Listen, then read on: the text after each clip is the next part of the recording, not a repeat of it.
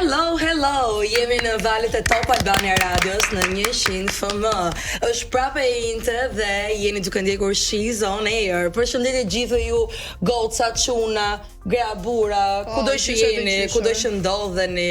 Po, a jeni dhe ju nga ata njerëzit që direkt para se ndodhi një moment, pa e shijuar akoma vet, ju e dokumentoni me story, edhe direkt zëria të këndin perfekt, kaloni filtrin, buzëqeshni, sigurisht s'ka ndodhur asgjë e keq, do të thënë, show must go on. A jemi realisht ne ashtu siç ishemi në këto rrjete sociale? A jemi vërtet vetvetja apo janë këto filtra që na bëjnë dhe më të bukur?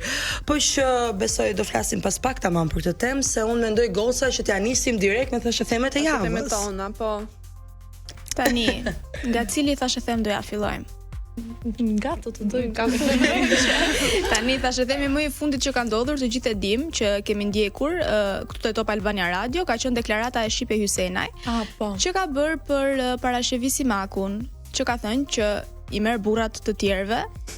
E keni dëgjuar apo pse vini kështu se sa vitur? Unë jo vetëm që kam dëgjuar këtë gjë, por unë kam parë revoltën e Elton Elirianit, sepse ai është personi që është gjithmonë në mbrojtje të Parashevis. Po dhe Parashevia kishte bërë një deklaratë. Po, kishte bërë një deklaratë dhe Parashevia, e cila kishte thënë që nuk merrem, do me thënë që prej zanafillës të këtij situatës, Po tregonte edhe karrierën e saj që prej fillimit, që unë jam sulmuar dhe nga kolegët e mi dhe nga gjithë kam pasur mbledh, zili etj.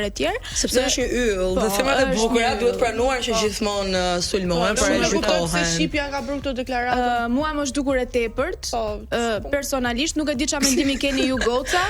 Realisht me të tepërt, mbi të gjitha unë mendoj faktin që shumë mirë tashmë dihet që Parashevia në Amerikë dhe kurohet, ka ndodhur raste që është kuruar në një nga spitalet atje për shëndetin mendor, duke qenë se dhe gjendja e saj është shumë e rënduar. Okej, kalon pas të pjesën, unë mendoj të gjykojnë faktin pse dikush gjykon dikë tjetër për dikush që e kishte cekur Iliriani, që kishte thënë që nuk është askushi. Po, Shqipja në fakt kishte thënë thjesht na thashë themet çfarë kishte dëgjuar. Po tani çfarë kemi dëgjuar? Ne kemi dëgjuar shumë gjëra. Ne kemi dëgjuar shumë gjëra, nuk është të thënë që kjo gjë është e vërtetë. Po mua thjesht nuk më pëlqen fakti që ajo në intervistë tha dhe pastaj në story kishte dalë sikur ishin thashë theme. Ishte tërhequr deklarata e saj. Po, ishte tërhequr dhe përmendja ka bërë që të marrë pak vëmendje sepse i ka rap kohët e fundit. Po, vëmendja është gjykatë. Nëse unë do të lëm njerëzit që marrin burrat grave ku të duan. Për shpifje Eltoni tha që do ndiqte këtë në gjykatë. Po, pra. Kështu që nëse ishte shumë e rëndë si deklaratë, për mendimin tim ishte, nuk e di. Unë mendoj të kalojmë në një thashë them tjetër. Dua të ndalem pak këtu, sepse Parashevisi Maku është një ikon. Është ikon kombëtare dhe nuk mund të vi dikush si Shqipja që për mendimin tim, ta them hapur, nuk ka asnjë talent, nuk është askush dhe të thotë për një ikon kombëtare, fjalë të tilla, edhe nëse i ka dëgjuar këto thashë theme. Tani që Parashevia është një artiste e mirëfillt, e kupton? Normal. Shqipja është një personazh i cili është spikatur nga një emision dating, nga një emision dashurie. Nuk ja mohojmë dot të drejtën e fjalës shqipes. Okej, është për pjesën Kristina e ka më shumë te pjesa para gjykimit, po nga kjo mua më rrjedh një gjë tjetër. Thashë theme dhe nuk janë ndryshojmë dot. Ajo nuk diskutohet, po pjesa e gjykimit në këtu ku ne jetojmë është shumë. Unë mendoj që është abuzim i hapur nga Shqipja për të fituar edhe audiencë edhe për. Ka humbur Kristina gjatë kësaj kohe dhe mendon se të kthehet duke bërë një boom me Parashevin që mua më duket e tepërt dhe nga shëndeti mendor që mund të ndodhë.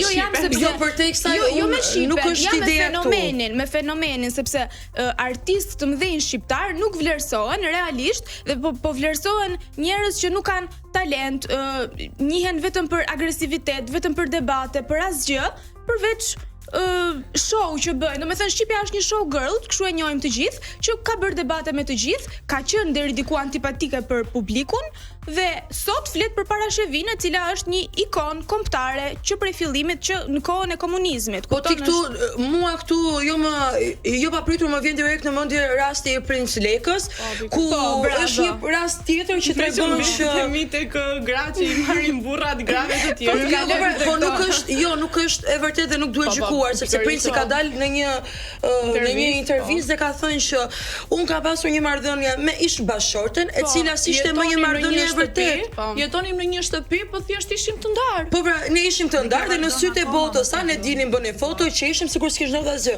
Dhe për më tepër, tha, për partnerin që ai ka sot blertën, atë Golson, e cilësoj si viktim dhe tha unë bashortës time në thonjza aso kohë. Po jo, se ky krahasim edhe sikur nuk është i duhur. Po në publik,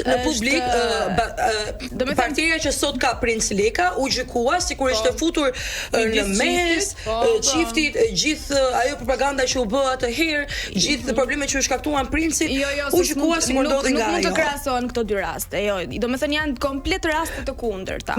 Janë raste të kundërta, po janë raste ku tregohet që femrat shqiptare paragjykohen dhe cilësohen sikur hyn në mes të një çifti. E lëm pas këtë paragjykimin njerëz që futen midis çifteve dhe kalojnë pak te dashuria. E keni para atë je gjithmonë ti proper të dashurinë më Enxhi, si ka mundësi të dashurës së muzikut që i kishte bërë një dedikim. Po, e kemi parë. Të dua sa më frikson. Domethënë sa keni parë këtë deklarat, të dua sa më frikson. Çfarë mendoni si e frikson? Po dhe edhe mua mund të më ke ndodhur një moment të jetës që e kam menduar këtë gjë, që mund të kem dashur një njeri aq shumë sa friksohesha nga fakti që mund ta humb, nga fakti që nuk mund të rri dot pa të, është një gjë që mendoj se kur je shumë i dashuruar ndodh. Po që ti Enxhi, se ti si e fare për këtyre ndarjeve këtyre, je vetëm për dashuri. Na thuaj çifti një herë. Të tjerëve rëndika dashuria.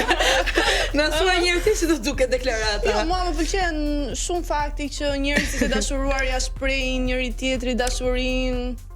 Nuk kemi pse bëjmë këto deklaratat e kota të shqipes për shembull, mos të merrim me gjërat pozitive. Nëse ajo deklaratë e shqipes duhet po dashuria duhet edhe deri në fakt pike. Se e keni parë çka ka ndodhur nga dashuria e tepër platonike. Çka ka ndodhur? Për ndjekja e gazetares. E keni parë që një psikiatër në mos gabofsha kosovar ka përdjekur gazetaren sportive? Me ideja para se të vazhdojmë me këtë dëshim të kalonim në një këngë dhe pastaj mund të rikthehemi prapë. Po patjetër, dëshirën tonë e respektoj gjithmonë me goca. Dëgjojmë një këngë.